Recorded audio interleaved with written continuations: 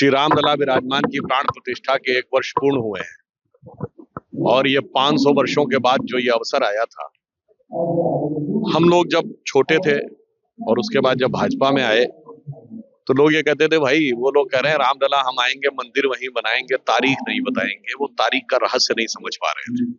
तारीख का रहस्य ये था कि भगवान राम इस बात का इंतजार कर रहे थे कि जब वो प्राण प्रतिष्ठित होंगे तो जिले का नाम फैजाबाद नहीं अयोध्या होगा।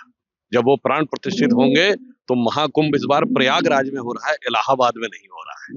और वो इस बात की प्रतीक्षा कर रहे थे कि इस देश में एक कर्मयोगी प्रधानमंत्री आएगा और इस उत्तर प्रदेश में योगी मुख्यमंत्री आएगा और उसके उपरांत ये देश उस स्थिति में पहुंचेगा कि भगवान राम सिर्फ अपने ही मंदिर में आवास में नहीं पहुंचे। 4 करोड़ गरीबों को आवास देने के बाद, 11 करोड़ से अधिक लोगों के नल से जल पहुंचाने के बाद, करोड़ों लोगों के घर में शौचालय पहुंचाने के बाद, भारत को 5वीं बड़ी अर्थव्यवस्था बनाने के बाद आए, अर्थात विश्व में इतना बड़ा परिवर्तन होने के बाद होना था। तो आज इसलिए मुझे प्रसन्नता होती है कि जो हम लोग उस समय गीत गाते थे, अप्रैल 87 की रैली हुई थी अयोध्या में, मैं आया था बालक के रूप में, तो आप सबने ध्यान होगा ना, वो सौगंध राम की खाते हैं मंदिर वहीं बनाएंगे। तो हम आज की स्थिति के लिए कह सकते हैं कि जन जन के मन में राम रमे और प्राण प्राण में सीता है, हर हृदय की धड़कन रामायण पग पग पर बनी पुनीता है। यदि राम नहीं है श्वासों में तो प्राणों का घट रीता है। इसलिए नरनाहर श्री पुरुषोत्तम का हम मंदिर भव्य बनाएंगे, सौगंध राम की खाते हैं हम मंदिर वहीं बनाएंगे। और आज देखिए प्रभु कृपा से वो सौगंध पूर्ण हुई है और संपूर्ण भारत के लिए क्या कल्याण लेकर आगे उठी है। और इतना ही नहीं, संपूर्ण विश्व का कल्याण करने के लिए आगे उठी है।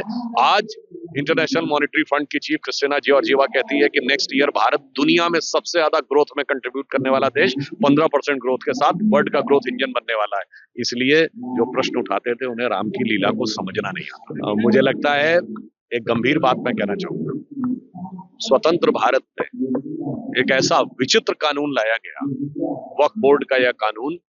आप सोचिए, प्लेसेस ऑफ वर्शिप एक्ट के लिए तो 15 अगस्त 47 की डेट है, वक्फ के लिए 15 अगस्त 47 की डेट क्यों नहीं है? और आप कहते हैं कि उससे पहले के दौर में। और ऐसी, इसको मैं कहना चाहूंगा, ये भारत के सेकुलर संविधान के ऊपर सबसे बड़ा आघात था। इसलिए मैं उसको कहना चाहता हूं कि जिन आधारों के ऊपर दावे किए जा रहे हैं, जैसे सूरत नगर निगम की जमीन पे दावा है मुगल काल के आधार को लेकर, तमिलनाडु के तिरुचिरापल्ली के मंदिर पे दावा है कि 1562 में अरकाट के नवाब ने दे दिया था। उस जमाने की मुगल रियासतों के समय के फरमान जो ये कहते थे कि उनके वो शरिया के विधान को मानते थे, जिसके अनुसार गैर मुस्लिम प्रजा जिम्मी है, जिसका प्रॉपर्टी पे हक नहीं होना चाहिए।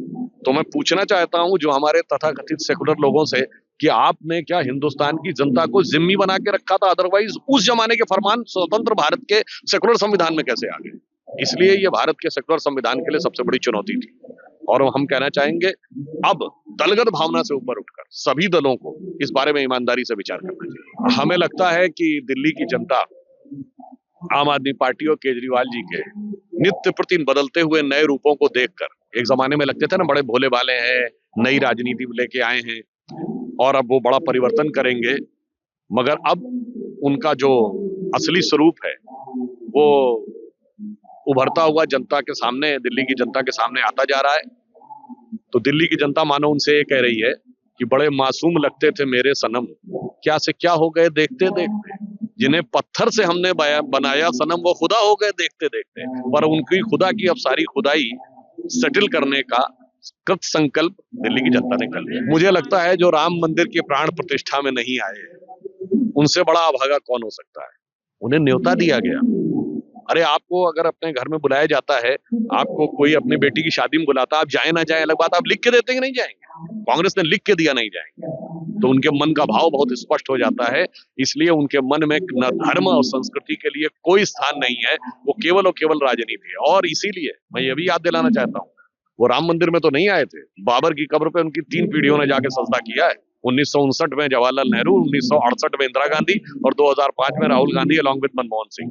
इसीलिए उनकी क्या स्थिति हुई जब राम मंदिर आंदोलन शुरू हुआ? 400 सीटें थी और अब उसके बाद कभी बहुमत नहीं मिला है उस पार्टी को, क्योंकि भगवान राम के लिए कहा गया है कि जब तुलसीदास जी से पूछा था ना मीराबाई ने कि मैं क्या करूं, मेरे घर के लोग, मेरे परिवार के लोग और मेरे राज्य के व्यवस्था कह रही है कि भगवान को छोड़ दो, तो तुलसीदास जी ने क्या कहा था, जाके प्रिय न राम वैदेही तजिए ताहि कोटि बैरी सब यद्यपि परम सने। तो देश की जनता ने यही दिखा दिया है।